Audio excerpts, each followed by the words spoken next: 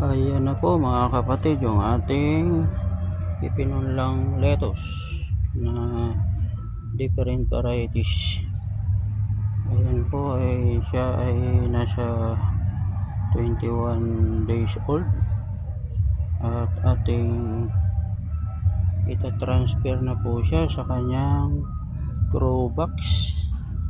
Abangan nyo po mamaya mga kapatid yung aking pagta-transfer nito at pagtitimpla ng nutrient solution para lumaki na po siya hanggang sa ma-harvest doon na po siya sa grow box.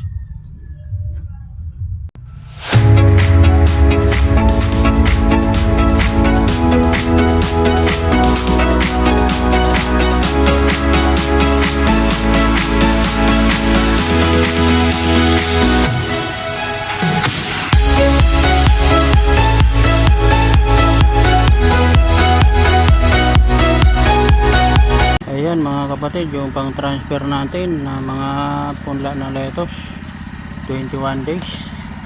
Itong isang styro box na to is Hilalik. At ito namang isang styro box is tatlong variety siya. Si Locarno ng Rice 1, si Tourbillon ng Rice 1 at si Fulmetic ng Rice 1. At ito na nga mga kapatid yung mga styro na paglilipatan natin yan. Ayan, 6 siya mga kapatid, bali tag 15-15 yung butas niya, 15 holes siya bawat styro.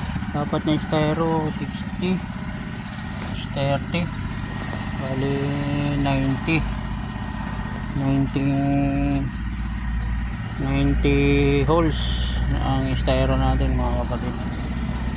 So kulang naman yan, hindi siya mapupuno mga kapatid dahil ang punla natin is 78 lang, 78 heads of lettuce.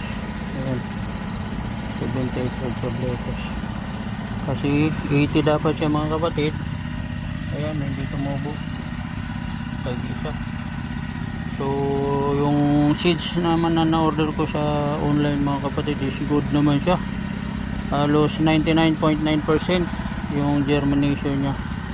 So ayun lang mga kapatid, abangan nyo bukas, titimplahan ko na siya ng nutrient solution at lilipat na natin siya dyan sa grow box. Abangan nyo po yung titimplahan natin bukas ng nutrient solution.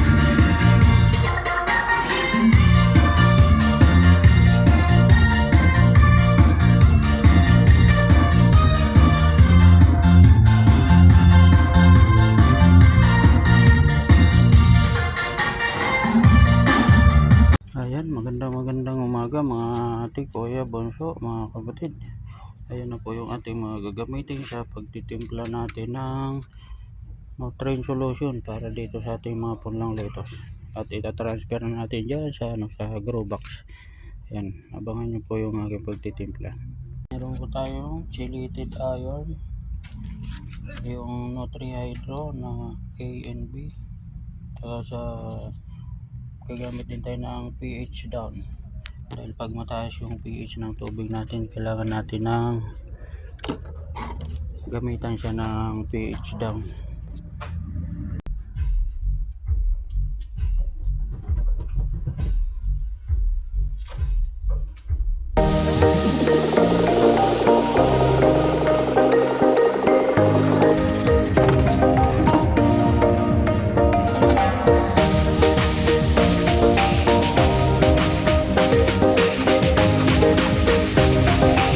Kapatid, mga ate, kuya, bunso, tapos na po tayo magtimpla ng nutrient solution para sa ating lettuce. Ayan na po siya, ayan na po ang itsura ng tubig nya. Timpla na natin ng nutrient solution. Ito po iba yung kulay nya kasi ibang ibang company yung ginamit natin dyan na nutrient solution, iba yung gumawa.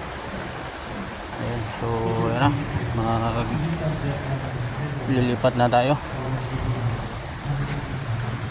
Tatakpan na natin ang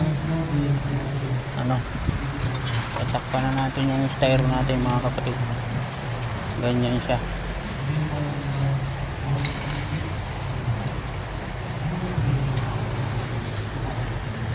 Takpan na natin siya.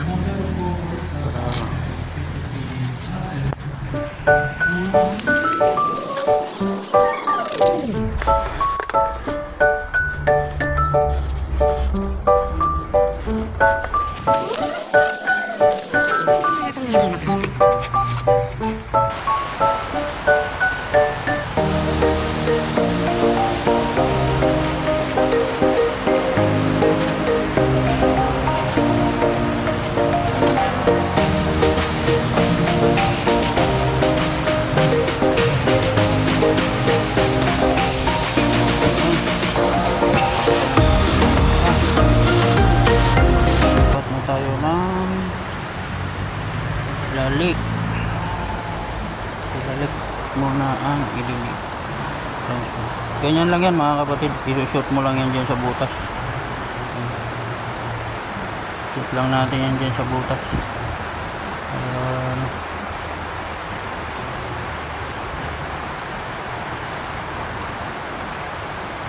Diyan na yan siya hanggang ma-harvest.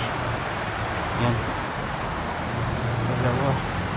Ito yung mga seedlings natin.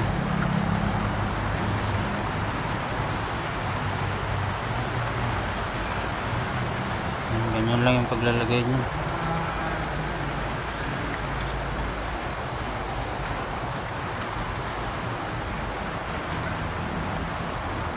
Ganyan lang yan mga kapatid.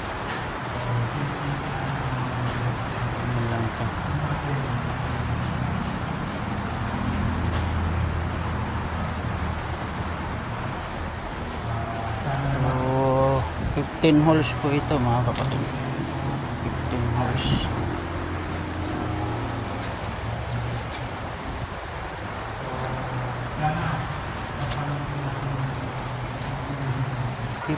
Holes ang lalagyan natin butas.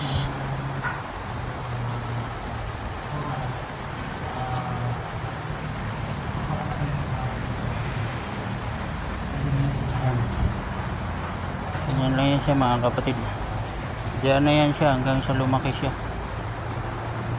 Bibisitahin na lang natin mga kapatid yung pH nya kasi tumataas yung pH level ng tubig. Once tumaas yung pH level ng tubig, hindi siya maganda sa halaman.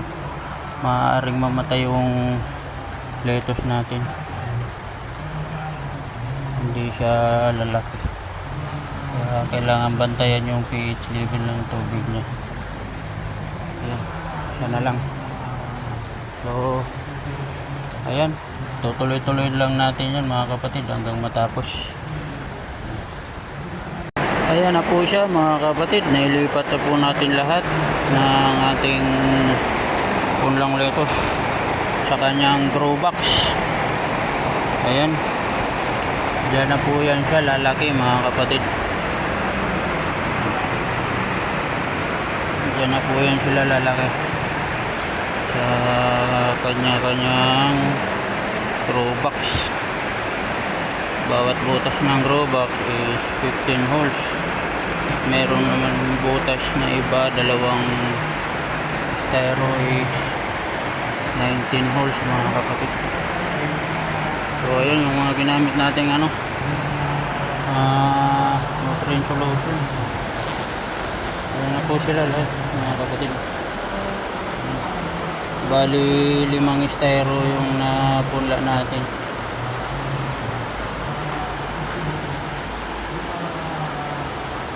Nandito po siya sa loob ng greenhouse. Maraming salamat sa inyong panonood mga kapatid.